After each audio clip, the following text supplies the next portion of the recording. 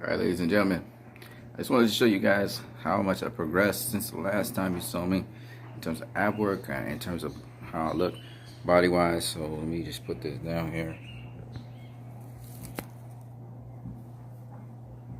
Alright, so this is me progressing, still doing my boxing thing. Alright.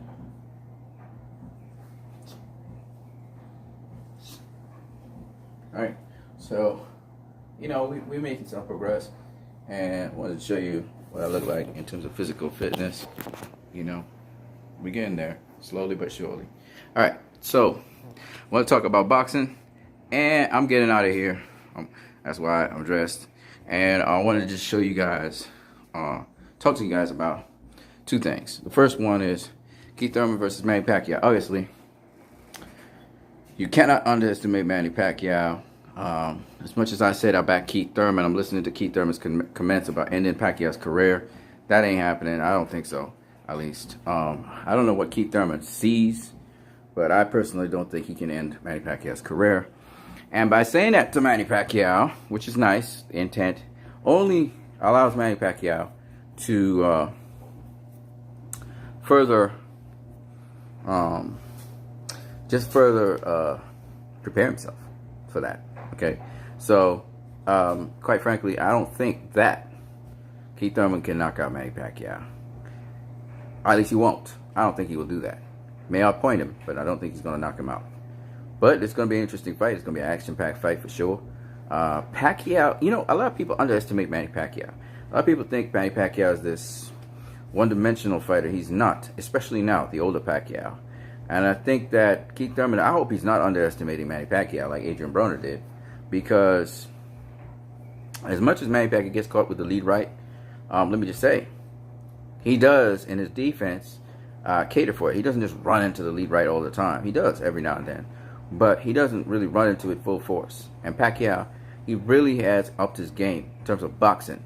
A lot of people are worried about Pacquiao. I'm not worried about Pacquiao at all.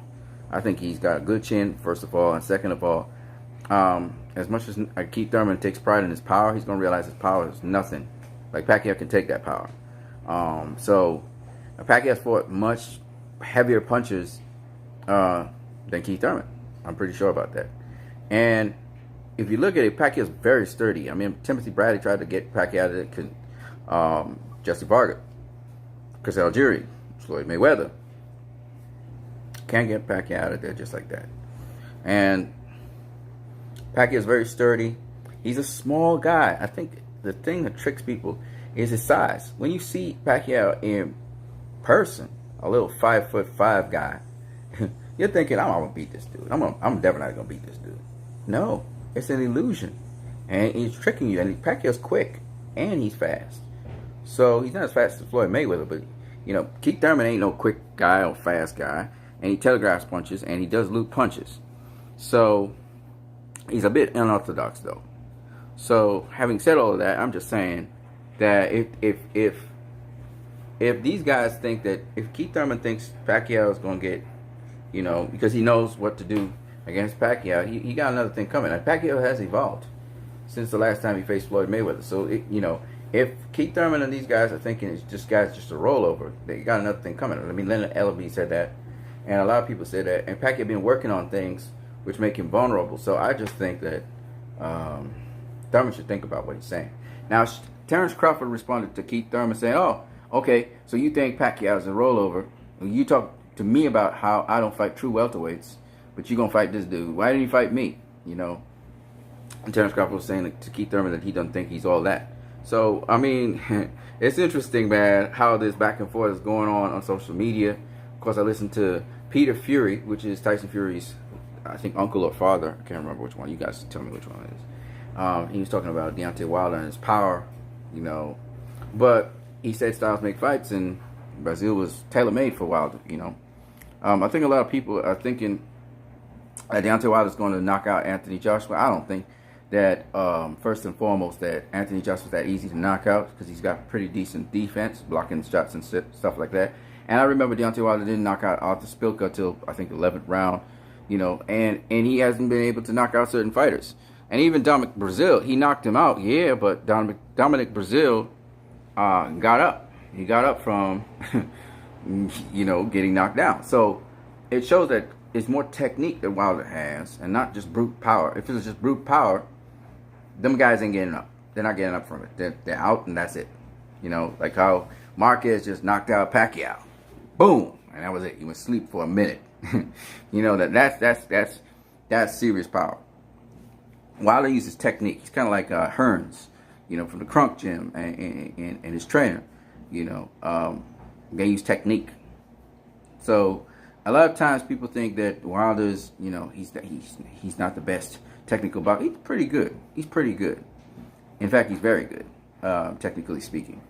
But just that with Fury exposed a lot of stuff. But Wilder will show how good he is. He's got a decent jab. I look at his jab; it's very good. He got a nice little swivel head movement. He got a little, movement with his body. His footwork is not that bad. So for a heavyweight, his footwork is pretty good. And how he gets his angles and stuff from his footwork. So I'm just saying, if you're thinking that Deontay Wilder is this pushover and stuff, defensively he doesn't do certain things very well. He needs to work on his defense a lot more. But he's doing pretty good. He stays off the jab, keep you at bay with the jab. But he sometimes I've seen him use one or two feints with the hand feints with the jab, feint the jab.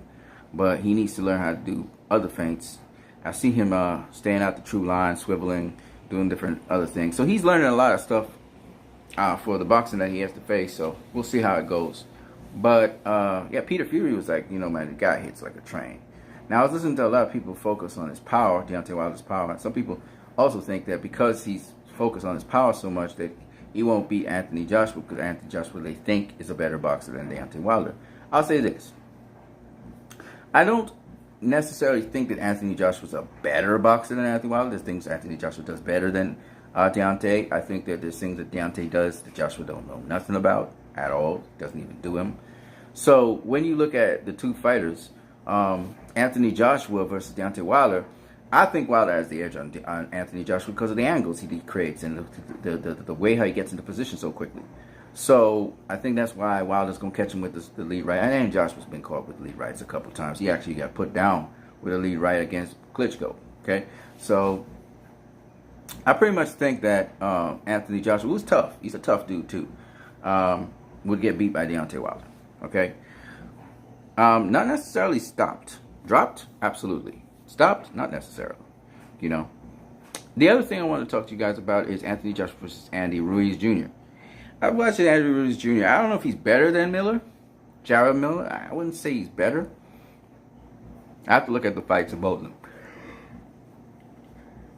But I'll say this: Andy Ruiz got some skill for a short guy like that, and his condition is not too bad either. So we'll see how that goes.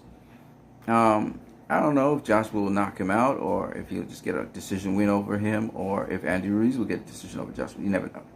He could be a spoiler. It depends in the mix. But I have to still watch him to give you a fuller assessment of him. But until then, it is what it is. Anyway, don't forget to subscribe to my channel. I just need more subscribers so I can get to 1,000 so I can do a live stream. Also, in addition, you support this channel simply by donating. You can donate via MoneyGram or Western Union. But soon, very soon, you'll be able to just do your donations online through YouTube. You can just, whatever you call it, window donations, whatever you call it. You can just donate right there in the middle of the chat in the live stream. So we're working on that. We're trying to get into the 21st century. Hopefully the 22nd as well. Maybe, maybe not. So that's all I got to say for now. I hope you guys have a good one. Blessings to you. Deuces, peace. Don't forget to share the channel as well. You guys have a good one.